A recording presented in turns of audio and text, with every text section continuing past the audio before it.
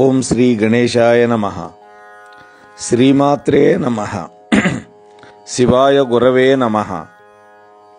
శ్రీ గురుభ్యో నమః. నారాయణం నమస్కృత్య నరం చైవ నరోత్తమం దేవీం సరస్వతీం వ్యాసం తతో జయముదీరయేత్. శ్రీకృష్ణ పరబ్రహ్మణే నమః. ప్రియ భగవద్బంధువులారా, గత 23 రోజులుగా మనం ఆదికవి నన్నయ్య గారి విరచితమైనటువంటి శ్రీ మదాంధ్ర మహాభారతంలో ఆది పర్వంలో పంచమ ఆశ్వాసంలో ఉన్నాం. నిన్నటి రోజున ధృతరాష్ట్రుడు పాండురాజుల యొక్క పెరుగుదల, వాళ్ళ యొక్క వివాహము, అలాగే కుంతీదేవి యొక్క చరిత్ర, కర్ణుడి యొక్క జనన గాథ, ఆ తర్వాత పాండురాజు చేసినటువంటి దిగ్విజయ యాత్ర గురించి మనం చెప్పుకున్నాం. ఈరోజు పాండురాజు చేసినటువంటి సత్కృత్యాల గురించి ప్రారంభం చేసుకుందాం. 24వ భాగంలో పాండురాజు అనేకమైనటువంటి గుర్రాలను, ఏనుగులను, అందమైన స్త్రీలను, మణులను, వెండిని, బంగారాన్ని, ఆవులని, దున్నపోతుల్ని, చాలా ధనరాశుల్ని రాజుల నుండి కప్పాలుగా గ్రహించాడు. వెండి బంగారు రూపమైనటువంటి ధనాన్ని 1,00,000 ఏనుగుల మీద మోయించి తెచ్చాడు అని మనం నిన్న చెప్పుకున్నాం. ఆ తెచ్చినటువంటి ధనాన్ని ఏం చేశాడో తెలుసా? అది పాండురాజు యొక్క వైభవం. ఈ అంతులేని సంపదను తెచ్చి ధృతరాష్ట్రుడి యొక్క అనుమతి తీసుకొని భీష్ముడికి, సత్యవతీదేవికి, తమ తల్లులకి, అంటే అంబిక, అంబాలిక వాళ్ళిద్దరికి, తమ్ముడైనటువంటి విదురుడికి, మిత్రులకి, బ్రాహ్మణులకి ఇచ్చి వాళ్లతోటి అనేకమైనటువంటి ఆశీర్వచనాలను, ప్రశంసలను పొందాడు. సుఖంగా ఉన్నాడు.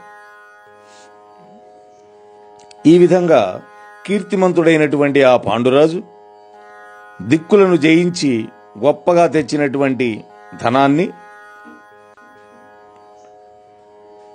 ధృతరాష్ట్రుడు మహావైభవంగా, తృప్తి తీరేటట్లుగా, బ్రాహ్మణోత్తములకి ఎవరికి తెగినట్లు వాళ్ళకి దక్షిణలిచ్చి 100 అశ్వమేధయాగాలు చేశాడు. అన్నయ్య చేత 100 అశ్వమేధయాగాలు చేయించాడు పాండురాజు. అంతేకాకుండా ఆ పాండురాజు వినయ విధేయులతోటి ధృతరాష్ట్రుడికి చక్కగా ఇష్టమైనటువంటి పనులు చేయటంతో బంధువులకి, అనుకూలంగా ఉండటంతో మిత్రులకి, చేసినటువంటి కృషిని గుర్తించడంతో పండితులకి, దయచూపడంతో దిక్కులేని వాళ్ళకి, భయం లేకుండా రక్షించడంలో ప్రజలకి సంతోషాన్ని కలిగిస్తున్నాడు. అంటే ఇవి ఉత్తమ రాజుకుండే లక్షణాలు చెప్తున్నారు నన్నయ్య గారు.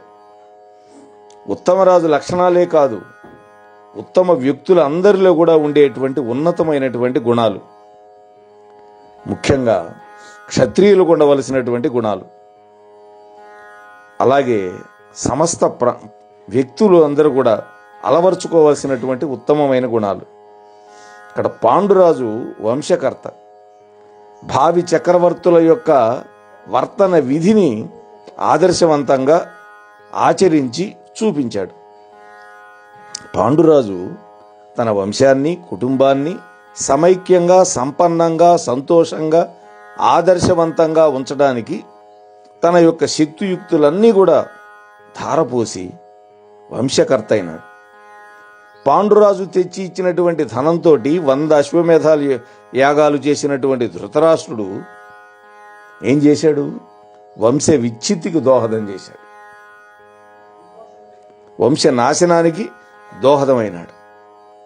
పాండురాజు ప్రవర్తిల్లజేసినటువంటి ఉదార చరిత్రాన్ని ఆ తరువాత వచ్చినటువంటి పాండవులు కొనసాగించారు. అందువల్లనే ధార్తరాష్ట్రులు నశించిపోయారు. పాండవులు వంశోద్ధారకులైనారు. పాండురాజు యొక్క ప్రవర్తనలో ధ్వనిస్తున్నటువంటి భావి కథార్థాలని ఇక్కడ సారమతితో మనం భావన చేయాలి అని వ్యాఖ్యాతలు చెబుతున్నారు. మండిత గుణ సంపద నది, మండిత గుణ సంపద అధికుండగుచు పూరు భరత కురుపతులకు తుల్యుండై వంశకరుడగు పాండు మహీషుడని బుధ సభలు తను పొగడం. అనేక గుణాలతో ఒప్పుతూ ఉన్నటువంటి గొప్పవాడుగా ఉన్నటువంటి ఆ పాండురాజు అలనాడు వంశకర్తలైనటువంటి పూరు మహారాజు, ఆ తర్వాత భరత చక్రవర్తి, ఆ తరువాత కురు మహారాజు, అటువంటి చక్రవర్తులతో సమానంగా వంశాన్ని నిలిపేవాడవుతాడు అని పండితులందరూ కూడా పొగిడేవాళ్ళు పాండురాజుని. అలా పొగుడుతూ ఉండగా నానా ద్రవ్య నిరంతర దానముల అనూన యజ్ఞ దక్షిణలను ధాత్రీనాథుడు బ్రాహ్మణులను శ్రీనిలయుల చేయుచుండే శిష్టప్రియుడై. ఆ పాండురాజు అనేక విధాలైనటువంటి సంపదలని నిరంతరం దానం చేయటం వల్ల, యజ్ఞాలలో గొప్పగా దక్షిణలు ఇవ్వడం వల్ల సదాచార సంపన్నులకి ప్రియమైనటువంటి వాడై బ్రాహ్మణులను ధనవంతులుగా చేస్తూ ఉన్నాడు, భూసురులని ధనవంతులుగా చేస్తున్నాడు. ఎందుకని? బ్రాహ్మణులు గనక సంతోషంగా ఉంటే రాజ్యం సుభిక్షంగా ఉంటుంది. ఎందుకని? వాళ్ళు యజ్ఞయాగాదులు చేయగలుగుతారు. తర్వాత వేటకు పోయినటువంటి పాండురాజుకి శాపం రావడం, ఇది ఒక కీలకమైన ఘట్టం భారతంలో. అంతేకాకుండా వివిధ సుఖ విలాసాలతోటి ఎడతెరిపి లేకుండా కోరుకున్న భోగాలు అనుభవించడంతో కాలం పుచ్చుతూ పాండురాజు వేట మీద మితిమీరినటువంటి ఆసక్తితో తగులుకున్నాడు. వాళ్ళ వంశంలో ఈ వేట అనేది ఉంది. పూర్వం శంతన మహారాజు వేటకెళ్ళి మొదటిసారి గంగాదేవిని, రెండోసారి సత్యవతీదేవిని వివాహం చేసుకున్నాడు. ఇప్పుడు ఈయన కూడా వేటకు వెళుతున్నాడు. వేట మీద ఆసక్తి. వాసవ సన్నిభుండు హిమవన్నగ దక్షిణ పార్శ్వభూములను శ్రీసతిబోని కుంతియును చల్వగు మాతృయు తోడురాగా బాణాసన బాణభాసిత మహాభుజుడై విహరించుచుండే ఇచ్ఛాసదృశంబుగా గజవశాద్వయమధ్య గజేంద్రలీలతో.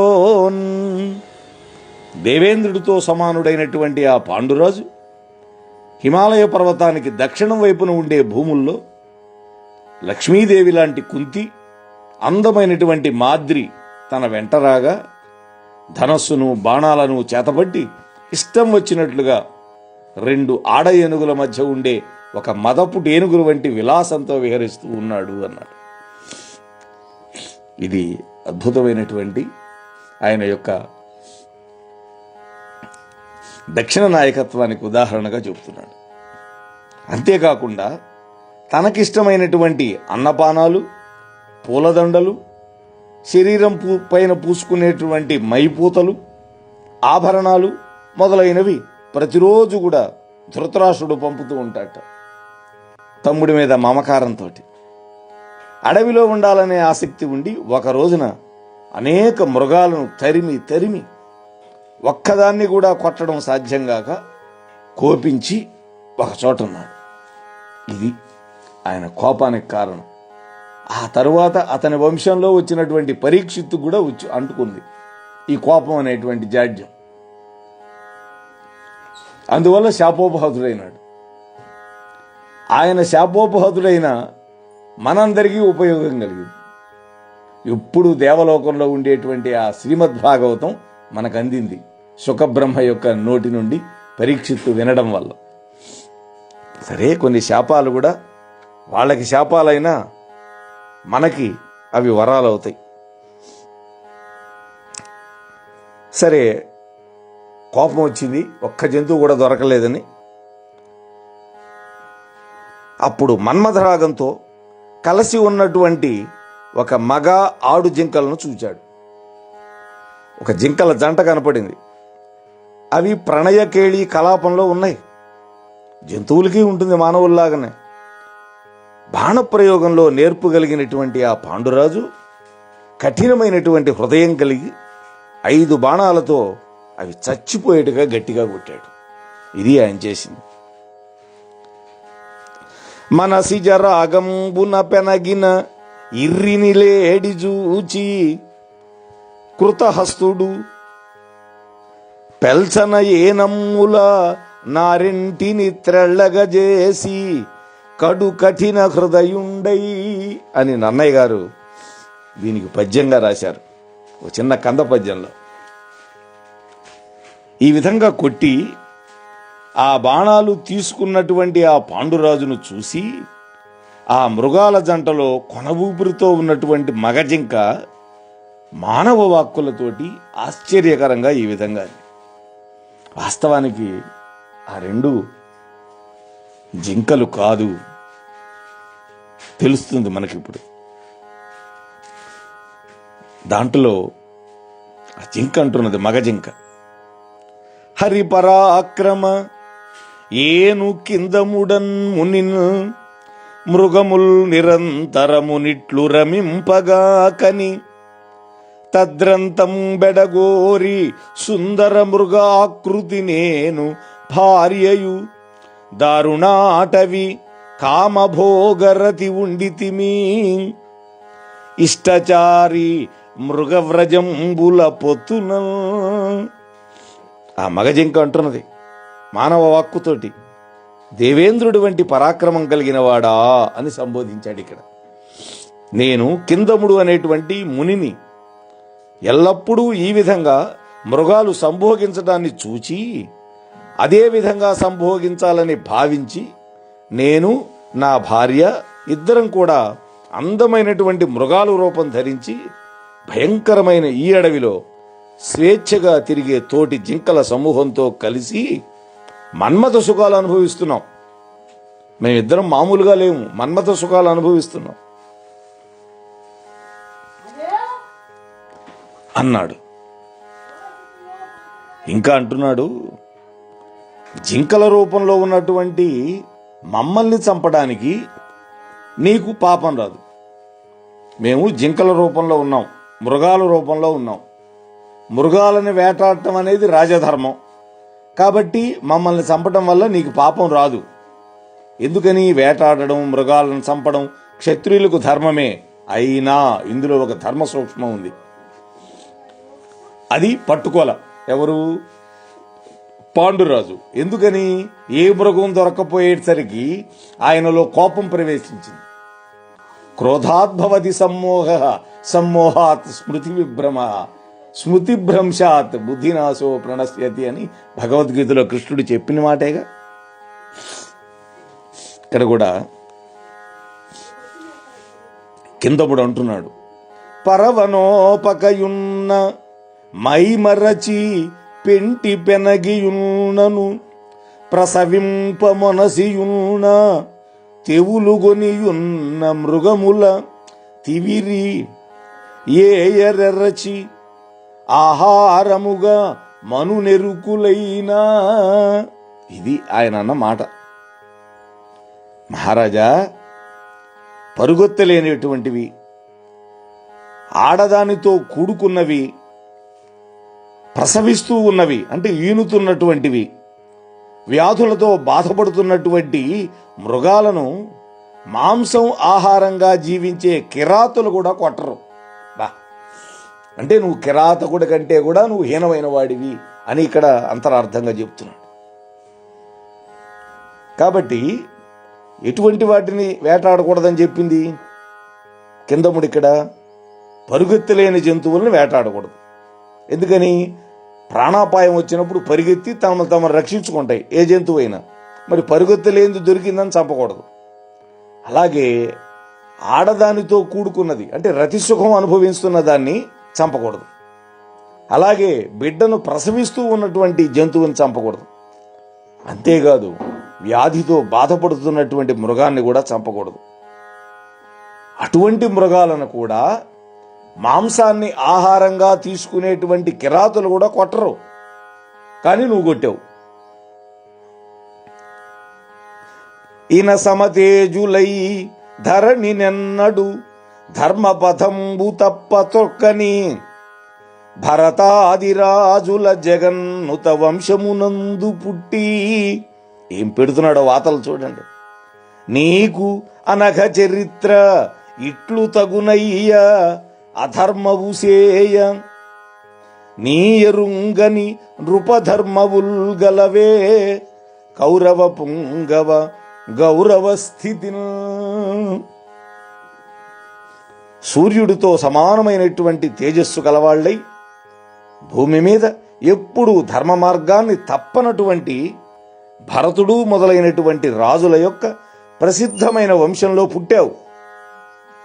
పుణ్యాత్ముడవైనటువంటి నీకు అధర్మం చేయటం తగిందన్నట్టుగా ఉందా?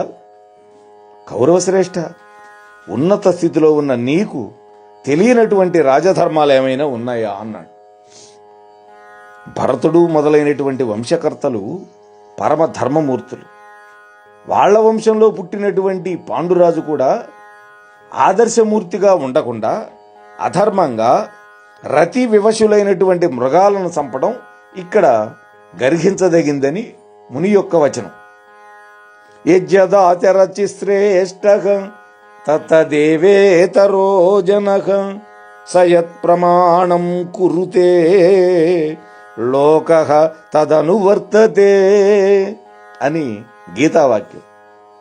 పెద్దవారి ఆచరణలేనే ఇతర జనులు అనుసరిస్తారు. అంటే పెద్దవాళ్ళు ఏది ఆచరిస్తారో, ఏ ధర్మాన్ని ఆచరిస్తారో చిన్నవాళ్ళు కూడా అదే ధర్మాన్ని ఆచరిస్తారు. పెద్దలు చూపినటువంటి ప్రమాణాలకి లోకమంతా కూడా కట్టుబడి ఉంటుంది అన్నటువంటి ధర్మాన్ని ఆధారంగా చేసుకొని కిందముడి ఈ మాటలు అంటున్నాడు. తగునయ్యా అనేటువంటి ప్రయోగం ఇక్కడ ఎంతో ఔచిత్యవంతంగా ఉంటుంది. నీవు రాజువి,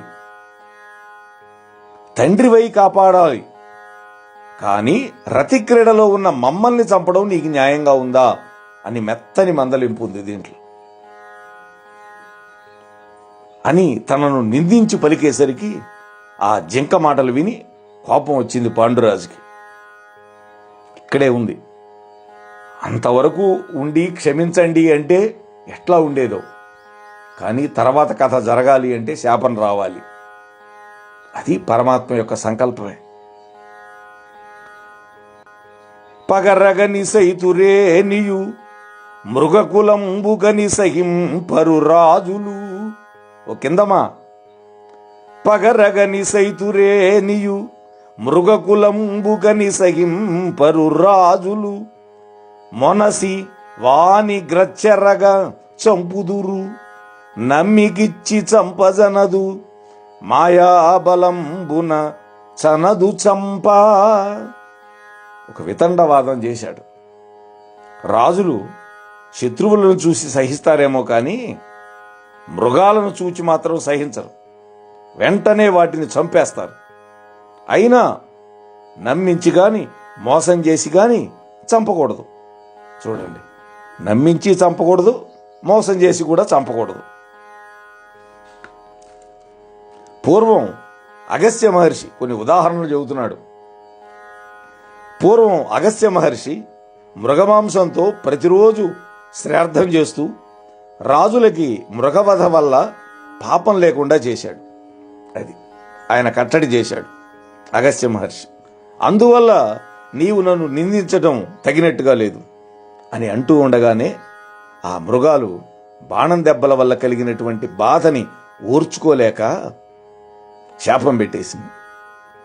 ప్రాణులన్నింటికీ సాధారణమై ఇష్టమైనటువంటి సంభోగ సుఖాన్ని అనుభవిస్తున్నటువంటి సమయంలో ఏ తప్పు చెయ్యనటువంటి మమ్మల్ని చంపావు.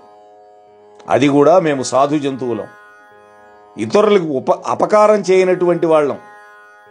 కాబట్టి నీవు కూడా నీ ప్రియురాలతో కలిసినప్పుడు మరణాన్ని పొందుతావు. నీ భార్య కూడా నీతో మరణించుగాక. ఇది ఇక్కడ మనం గుర్తుపెట్టుకోవాల్సింది. అందుకని మాద్రి వెళ్ళిపోయింది. ఆహా, ఏమి శాపం! అంటే ఏ భార్య వల్ల, ఏ భార్య సంభోగానికి నువ్వు ప్రయత్నం చేస్తావో నీవు మరణిస్తావు, నీ దగ్గరకు వచ్చినటువంటి ఆ భార్య కూడా మరణిస్తుంది అని కిందముడు శపించాడు. ఆ విధంగా పాండురాజుకి శాపం పెట్టి ప్రాణాలు విడిచిపడి ఉన్నటువంటి ఆ మృగాలను చూచి పాండురాజు చాలా దుఃఖపడి నిరాశ చెందాడు. ఇవన్నీ జరిగింది అనర్థం, కోపం వల్ల. ఏ మృగము దొరకలేదనేటువంటి కోపంతో ఈ మృగాలను కొడితే మృగాలు తన్ను తప్పుపట్టాయని ఆ కోపంలో అంత ధర్మమూర్తి కూడా ధర్మాన్ని విడిచిపెట్టి వితండవాదం చేశాడు. అందువల్ల శపింపబడ్డాడు. అలా శపింపబడకపోతే దేవతాంశల వల్ల ఆ పాండురాజు భార్యలకి 5 పుత్రులు ఎలా పుడతారు? క్షత్రియ కుల నాశనం ఎలా జరగాలి? ఇవన్నిటికీ ఆ జగన్మాత, ఆ పరాత్పరి ప్రణాళిక తప్ప మరొకటి కాదు. అమ్మవారిని నమ్ముకునేవాళ్ళు అమ్మవారే కారణం అనుకుంటారు, శివుణ్ణి నమ్ముకునేవాళ్ళు శివుడే దీనికి కారణం అనుకుంటారు. అలాగే విష్ణుమూర్తిని నమ్మేవాళ్ళు ఆ పరమాత్మ అయినటువంటి శ్రీకృష్ణ పరమాత్మ యొక్క ప్రణాళిక రచన అని అనుకుంటారు. అయితే ఇన్ని లేవు, ఉన్నది ఒకటే తత్వం, అది పరమాత్మ తత్వం. అది ఒక్కటి గ్రహిస్తే చాలు అని పెద్దలు అంటారు. సరే, ఇక్కడ ఒక సూక్తి చెప్పాడు నన్నయ్య గారు. ఎట్టి విశిష్ట కులంబున పుట్టియు సదసద్వివేకములు కల్గియు మున్గట్టిన కర్మఫలంబులు నెట్టన భోగింపకుండ నేర్తురెమనుజుల్. మానవులు ఎంతటి ఉత్తమ వంశంలో పుట్టినా కూడా, మంచి చెడ్డలను గురించినటువంటి ఎంత పరిజ్ఞానాలు కలిగి ఉన్నా కూడా పూర్వజన్మ కర్మఫలాన్ని అనుభవించక తప్పదు అని ఒక నిర్ణయం చేశాడు ఇక్కడ. అంటే విధి కంటే కర్మ బలీయమని సుభాషితం. ఫలం కర్మాయుక్తం కి అమరగణై కించ విధినా నమస్కర్యేభ్యో విధిరభి నయేభ్య ప్రభవతి అని భర్తృహరి సుభాషితం. ఫలం కర్మాధీనం కాబట్టి దేవతలతోటి, దైవంతో మాకేం పని? దేవతలకు కూడా దాటశక్యంగాని కర్మకే నమస్కారం అని భర్తృహరి హితోక్తి. సరే, ఆ విధంగా శాపోపహతుడైనాడు పాండు మహారాజు. తనలో తాను అనుకుంటున్నాడు, నా తండ్రి విచిత్ర వీర్యుడు కామపరవశుడై యవ్వనంలోనే చనిపోయినాడు. ఆయన భార్యకి ధర్మస్వరూపుడైనటువంటి వేదవ్యాసుడు వల్ల పుట్టాను నేను. ధర్మ మార్గంలో నడుస్తున్నటువంటి నాకు ఈ దురవస్థ పూర్వజన్మ కర్మను అనుసరించి కలిగింది. ఇక నాకు తగింది మునివృత్తే. అందువల్ల బంధాలనన్నిటినీ విడిచిపెట్టి అన్ని ప్రాణుల యందు సమబుద్ధి కలిగి హింసా ప్రవృత్తి మానుకొని ప్రతిరోజు ఒక్కొక్క చెట్టు నుండి ఒక్కొక్క పండుని మాత్రమే భిక్షగా గైకొని, అది దొరకకపోతే ఉపవాసం ఉంటూ చెట్టు యొక్క మొదట్లో నివసిస్తూ దుమ్ముతో నిండినటువంటి శరీరాన్ని కలవాడనై ఉంటాను అని ఒక నిర్ణయానికి వచ్చాడు. ఇక్కడ పాండురాజు మునివృత్తిని స్వీకరించాలని సంకల్పం చేశాడు. మునిని గురించి భగవద్గీతలో ఇట్లా చెప్పాడు, దుఃఖేష్వనుద్విగ్నమనాగ సుఖేషు విగత స్పృహ వీతరాగ భయక్రోధ స్థితధీర్మునిరుచ్యతే. 2వ అధ్యాయంలో 56వ శ్లోకం. దుఃఖాలు కలిగినప్పుడు కలత చెందనటువంటి మనస్సు కలిగినవాడు, సుఖాలపై కోరిక లేనివాడు, అనురాగము, భయము, క్రోధాలను విడిచిపెట్టినవాడు అయినటువంటి వాడు మాత్రమే స్థితప్రజ్ఞుడైనటువంటి ముని అని స్థితప్రజ్ఞుడి యొక్క లక్షణాలు చెప్పేటప్పుడు చెప్పారు. నేను గతంలో గీతా జయంతిని పురస్కరించుకొని ఈ స్థితప్రజ్ఞుడి యొక్క లక్షణాలు కూడా ఒక ఎపిసోడ్ చేశాను. ఆ సందర్భంలో మొత్తం భగవద్గీత మీద ఉపోద్ఘాతానికి ఒక 2, భక్తియోగం 1, అలాగే పురుషోత్తమ ప్రాప్తి యోగం 15వ అధ్యాయం మీద ఒక ఎపిసోడు, అలాగే ఈ స్థితప్రజ్ఞ యొక్క లక్షణాలు దాదాపు 11-16 శ్లోకాలు ఉన్నాయి. మర్చిపోయినాను. ఇవన్నీ చేశాను. ఇవన్నీ చేశానంటే నేనేదో చేశానని కాదు, కృష్ణుడి యొక్క అనుగ్రహంతో చేశాను. ఈ విషయం మాత్రం ఎప్పుడూ మర్చిపోకూడదు. సరే, పాండురాజు ఒక భీషణమైన నిర్ణయం చేసుకుంటున్నాడు. ఇంద్రియార్థంబులనుదింద్రియ వ్యాపారముడిగించి క్రియలల్ల విడిచి పుణ్యపాప బంధములనోపి బంధింపంగబడక మనోవృత్తి నొడిచి నాకునిది ప్రియంబు అప్రియంబిది నింద ఇది మహాస్తుతిది అనక సంతత నితాంత సంతోషయుతుడనై వంతయు భయమును శీతతాపంబులు వాతగతియు నెరుగక ఇవ్విధమున మరచి శరీరంబు మరణ జీవితములకు ఉర్విషాద తోష వృత్తులుడిగి భీషణాటవి నుండి చేసెదను తపంబు భాసురముగా. నేను అంటే ఈ పాండురాజు చెప్తున్నాడు, ఇంద్రియాలను బంధిస్తాను, అన్ని కర్మలను విడిచిపెడతాను, పాప పుణ్యాలను విడిచిపెడతాను, మనస్సును ఓడిస్తాను. ఇది నాకిష్టం, ఇది అనిష్టం, ఇది నింద, ఇది స్తుతి అనేటువంటి భావం లేకుండా, అంటే ద్వంద్వాతీతంగా ఎడతగినటువంటి మందహాసంతో, మహానందంతో, దుఃఖము, భయము, చలి, ఎండ, గాలి అంటే ఏమిటో తెలియకుండా శరీరాన్ని మరచిపోయి చావుకి దుఃఖాన్ని, బ్రతుకునకు సంతోషాన్ని లేకుండా భయంకరమైనటువంటి అరణ్యంలో ఘోరమైనటువంటి తపస్సు చేస్తాను అనుకున్నాడు.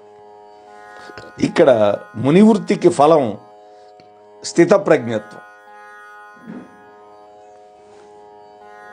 తపస్వి క్రమంగా ఇంద్రియాలను, క్రియలను, మనస్సుని, రాగద్వేషాలను, ద్వంద్వాలను, సుఖదుఖాలను తప్పింపజేసి బ్రహ్మానంద స్థితిని పొందాలి. ఆ తరువాత బ్రహ్మ పదవిని పొందాలి. పాండురాజు కూడా ఆ మార్గాన్ని ఆశ్రయించాలి అని గొప్ప సంకల్పం చేశాడు. ఈ విధంగా పాండురాజు నిర్ణయం చేసుకొని కుంతిని, మాద్రిని చూచి వాళ్లతో అంటున్నాడు, మీరు ఇక్కడే ఉండి కృషించిపోవద్దు, వెంటనే మీరు హస్తినాపురం వెళ్ళిపోండి. నేను మాత్రం ఇక్కడ తపోవృత్తిలో ఉండటాన్ని ధృతరాష్ట్రుడికి, సత్యవతికి, నాయనమ్మ, భీష్ముడికి, విదురుడికి, మా తల్లులకి, వృద్ధులకి, పురోహితులకు, బ్రాహ్మణులకు చెప్పి మీరు అక్కడే ఉండండి అని అన్నారు. వాళ్ళన్నారు, కంటతడి పెట్టుకున్నారు ఈ మాట వినంగానే. ఈ విధమైనటువంటి భయంకరమైన తపస్సు మానుకొని మాతో కూడా ఆశ్రమంలో ఉండి మీరు తపస్సు చేయండి. మేము మిమ్మల్ని విడిచిపెట్టి వెళ్ళలేం, భర్తతోటే భార్య. మీరు మమ్మల్ని వదిలితే ఆ క్షణమే మేము ప్రాణాలు విడిచేస్తాం అని వాళ్ళు స్థిరమైనటువంటి నిర్ణయాన్ని చేశారు. వాళ్ళు పతివ్రతలు కాబట్టి భర్తకి దుస్థితి కలిగిందని విడిచిపెట్టి వెళ్ళలేకపోయారు. అది ఆనాటి కథ. మరి ఈనాడు అటువంటి వాళ్ళు మనకి కనిపించటంలా. భర్తకు ఉద్యోగం పోతే వదిలేసి పుట్టింటికి వెళ్ళిపోతున్న వాళ్ళు కనిపిస్తున్నారు ఇవాళ. వెంటనే ఆయన అన్నాడు, అట్లా అయితే మీరు నా దగ్గరే ఉండండి. నేను వానప్రస్థాశ్రమంలో నారచీరలు కట్టుకుని ఉదయం, సాయంకాలం, మధ్యాహ్నం చక్కగా స్నానం చేసి హోమకార్యం చేస్తూ కందమూలాలు పండ్లు మాత్రమే ఆహారంగా తీసుకుంటూ పితృదేవతలని మాటలతోటి నీళ్లతోటి పండ్లతోటి తృప్తిపరుస్తూ క్రమంగా శరీరాన్ని విడిచిపెడతానన్నాడు. ఆశ్రమాలు 4 ఉన్నాయి: బ్రహ్మచర్యం, గృహస్థాశ్రమం, వానప్రస్థం, సన్యాసాశ్రమం. ఇక్కడ గృహస్థాశ్రమాన్ని విడిచిపెట్టి వనంలోనే నివసిస్తూ తపస్విలాగా నియమబద్ధమైన జీవితాన్ని సాగించే ఆశ్రమాన్ని వానప్రస్థం అంటారు.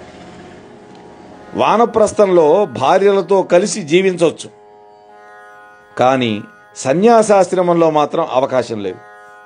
అందువల్లనే చాలామంది రాజులు వానప్రస్థాశ్రమంలోనే శరీరాలు విడిచిపెడతారు. మొగుడు పెళ్ళాం ఇద్దరు కూడా విడిచిపెట్టేస్తారు ఒకేసారి. అప్పుడు పాండురాజు అపరిమితమైనటువంటి పుణ్యాన్ని కోరుకుని ఉదారంగా బ్రాహ్మణ శ్రేష్ఠులకి ఎంతో విలువైనటువంటి రత్నాలు, బంగారం, ఏనుగులు, గుర్రాలు, ధాన్యరాశులు, శ్రేష్టమైనటువంటి గోవులు అందరికీ దానం చేశాడు. ఇంకా ఉన్నటువంటి వస్తువులన్నీ కూడా ధృతరాష్ట్రుడికి ఇచ్చి పంపించాడు. మమకారాన్ని విడిచిపెట్టాడు, అహంకారాన్ని విడిచిపెట్టాడు. తన యొక్క ధర్మపత్నులు కుంతి మాద్రులు తనలాగే తాపస వృత్తిని స్వీకరించి వెంటబడ్డారు. ఉత్తర దిశ వైపు ప్రయాణం చేశారు. నాగశైలాన్ని, చైత్రరథాన్ని, పారిశేషణాన్ని, హిమవంతాన్ని దాటారు. దేవతలు సిద్ధులు సేవించేటటువంటి గంధమాధన పర్వతం మీద కొంతకాలం ఉన్నారు. అది హిమవత్ పర్వతం కంటే పైన ఉంటుంది గంధమాధన పర్వతం. ఇంద్రజుమ్నం అనేటువంటి కొలను, హంసకూటాన్ని కూడా దాటి వెళ్ళారు. పాండురాజు ఈ విధంగా మునులతో కలిసి పాపకర్మలకు దూరంగా ఎప్పుడు సిద్ధులు, దేవతలు, యక్షులు సేవించే ఎత్తైనటువంటి శిఖరాలు కలిగినటువంటి శతశృంగం అనేటువంటి పర్వతం మీద, అది చాలా శుభంకరమైనటువంటి పర్వతం, శతశృంగ పర్వతం అంటే 100 శిఖరాలు ఉన్నాయి దానికి. మంగళకరమైనటువంటి ప్రవర్తనతోటి, ఎడతగినటువంటి వ్రతాలతోటి మునులంతా ఆశ్చర్యపడేటట్లుగా ఘోరమైనటువంటి తపస్సు చేసుకుంటూ ఉన్నాడు. మోహనవాణి తెలుగు పోడ్కాస్ట్ ఛానల్ని లైక్, షేర్, సబ్స్క్రైబ్ చేయండి. ప్రక్కనున్న గంటను మ్రోగించండి.